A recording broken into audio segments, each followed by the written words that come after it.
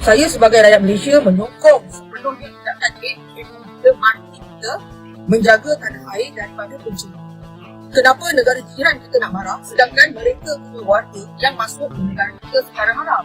Tahniah agensi penguasa maritim Malaysia yang telah menembak penceroboh asing yang masuk ke perairan kita. Jangan bagi muka pada penceroboh.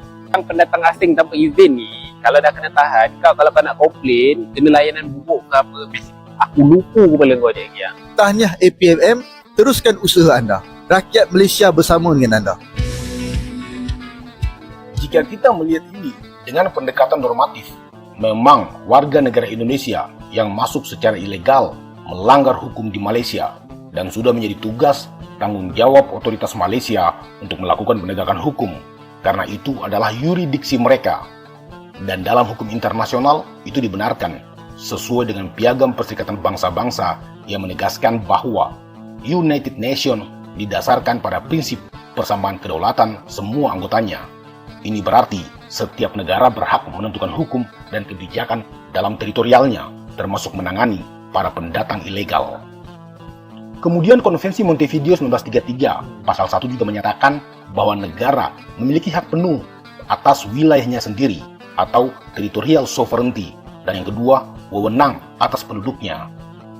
Dengan prinsip ini, Malaysia berhak menegakkan hukum perbatasannya, termasuk menangkap, menahan, atau mendeportasi para pekerja ilegal. Tapi, dalam kasus penembakan warga Indonesia oleh otoritas Malaysia yang menyebabkan kematian, tidak bisa dilihat hanya sesimpel itu. Karena imigran ilegal yang menyeberang ke negara lain tanpa izin memang dianggap sebagai pelanggaran hukum domestik negara tujuan. Tapi harus diingat, itu tidak otomatis dikategorikan sebagai pelanggaran kedaulatan dalam arti yang serius, seperti misalnya agresi atau aneksasi.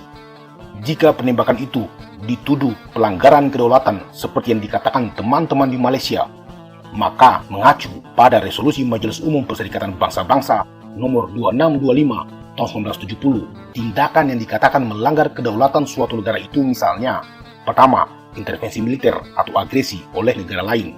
Yang kedua, pelanggaran wilayah dengan kekuatan bersenjata atau operasi spionase. Yang ketiga, pendudukan ilegal atau aneksasi wilayah. Yang keempat, dukungan suatu negara terhadap kelompok separatis pemberontak di negara lain. Itu dikatakan melanggar kedaulatan. Imigran ilegal tidak bisa diklasifikasikan sebagai pelanggaran kedaulatan karena mereka tidak memenuhi unsur-unsur intervensi yang diatur dalam resolusi United Nations. Dalam konteks ini, imigran gelap hanya dikategorikan melanggar hukum imigrasi, bukan ancaman kedaulatan negara.